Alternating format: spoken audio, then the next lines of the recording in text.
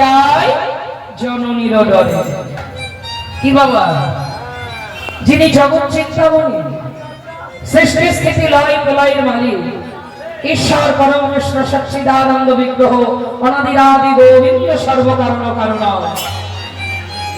যোগী যারে যোগী পায় না, মনি যারে মনি পায় না, ধ্যানী যারে ধ্যান করে পায় না, যোগাতীত নিগমাতীত আলোর পরপরে অন্ধকারের পরপরে মীমাংসার মহামূর্তি, সেই অনাদিরাদি পরম ব্রহ্ম সনাতন, যার ভয়ে এই বিশ্ব জগৎ কাঁপে, স্বর্গ মর্ত্য পাতাল এমনকি 14 ভুবন পর্যন্ত কাঁপে।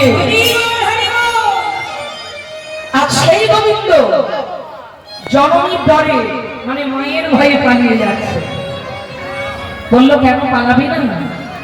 এই যে বাৎসল্য রসের ভালোবাসা, ভগবান বাৎসল্য রসটা আস্বাদন করবেন না? আহা, তার মনে তো বড় বাসনা, তাই তো তার বুঝে আসা এই বাৎসল্য প্রেমরস আস্বাদন করবে। তাই মা তাকে শাসন করছে। তিনি ননি চুরি করে খেয়েছেন, তাই লাঠি হাতে মা তাকে তাড়িয়ে নিয়ে যাচ্ছে।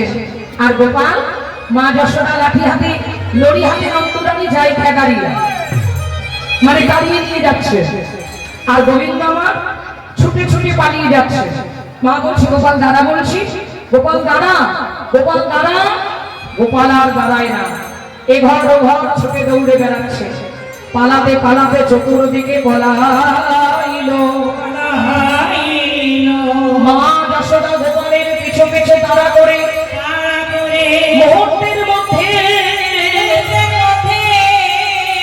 আমার নীলমণি গোপাল এমন জায়গায় লুকাইল, মা যশোদা আর গোপাল খুঁজে নাহি পেল।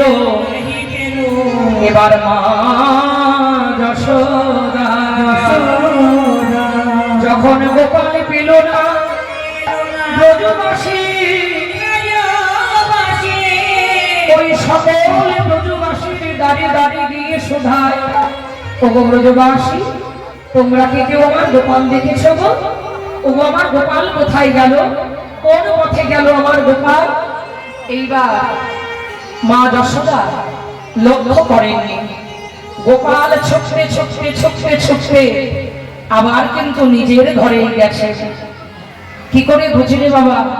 না পদকর্তা বলছে, ও মা তোমার নীলমণির চরণে যে ওই ননি মাখন লেগে আসি, ওই দেখো ওই ননি, ওই যেখানে যেখানে চরণ চিহ্ন করেছে ওই ননির ছাপ পড়েছে। আর তুমি লক্ষ্য করে দেখো তোমার ঘরের গোপাল ঘরে আছে, তোমার ঘরের গোপাল বাইরে যায় না। আমরা কেবল বাইরে খুঁজে বেড়াই, তাই তো মহাজন বললেন ঘুরলে ভুবন পাবি না সে ধন, ওরে তোর জ্ঞান নয়ন না ফকির পরে আছে গাভীর দেহে, গাভী কি তা জানতে পারে, জ্ঞানঞ্জন সহকারী মগের ঝাপসা দেয় ভোগ চাই, সে তো নয়ন ধরে দেখিবি কাছে, তোর গুরুর কৃপা হলে পরে, তাহলে বাবা আমরা বাইরে ভগবান খুঁজে বেড়াই, আমাদের হৃদয়ের দেবতা, হৃদয়ের ভগবান হৃদয়ে বিরাজ করছে। যারা গুরুচরণ আশ্রয় করে জাগাতে পারে তারা গোবিন্দের দেখা পায়, যারা জাগাতে পারে না তার হৃদয় মন্দিরে ভগবান সুপ্ত রূপে ঘুমিয়ে থাকে। যদি জাগাতে না পারি সারা জীবন বাইরে খুঁজে যাবে, পাথরের মূর্তিতে মাথা ঠকিবে, তবুও কোনোদিন ভগবান পাবে না। তাই তো নরোত্তম দাস ঠাকুর বলেছেন, তীর্থযাত্রা পরিশ্রম কেবল মনের ধন, সর্বসিদ্ধি গোবিন্দ চরণ, আমার গোবিন্দ চরণের অতি সেই সেই উত্তম গতি। আর যিনি মরি অকার বাইরে তীর্থে তীর্থে ঘুরে বেড়ালে তোমরা ভগবান পাবে না। নরোত্তম দাস ঠাকুর মহাশয় বললে তোমাদের ভগবান হৃদয় মন্দিরে আছে, গুরুচরণ আশ্রয় করো, উপাসনা তত্ত্ব জেনে অনুরাগ মার্গের ঘরে ভজনে করো, কাম বিশ্রাম গায়ত্রীতে তার সাধনা করো, ভগবান ঘরে হৃদয়ে জেগে উঠবে।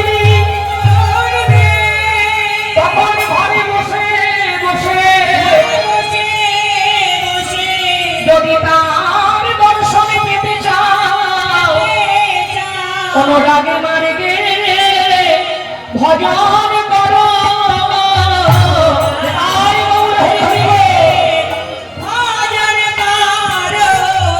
অনুরাগে মার্গে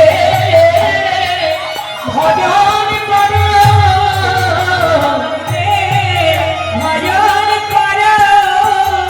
সদ্গুরু চরণ রাধে রাধে রাধে রাধে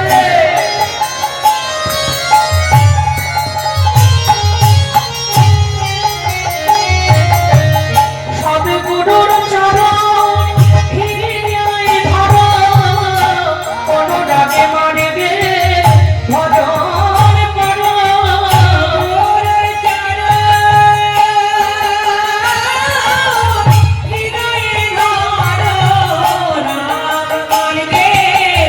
ভজন করো তবে প্রাপ্তি বস্তু লাভ হবে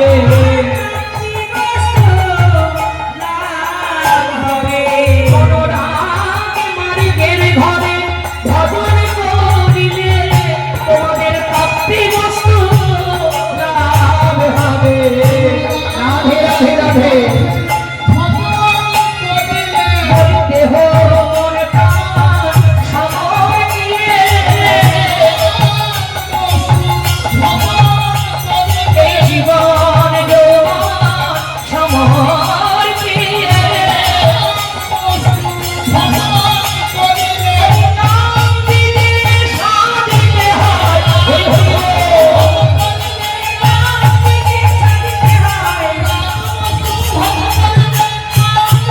সাধিতে হয় রাগে মার্গে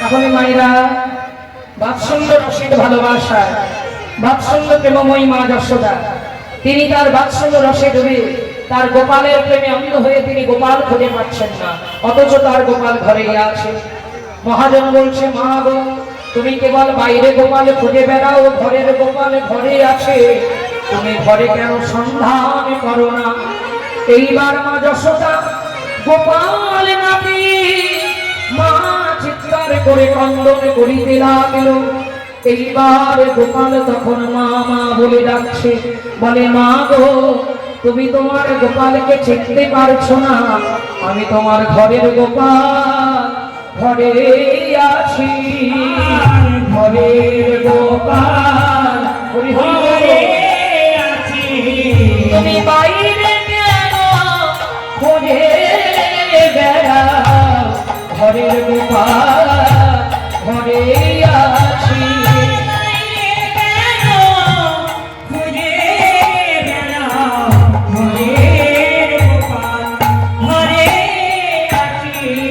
তুমি বাইরে কেন খোঁজে বেড়াও তোমার ঘরের গোপাল আমি ঘরে আছি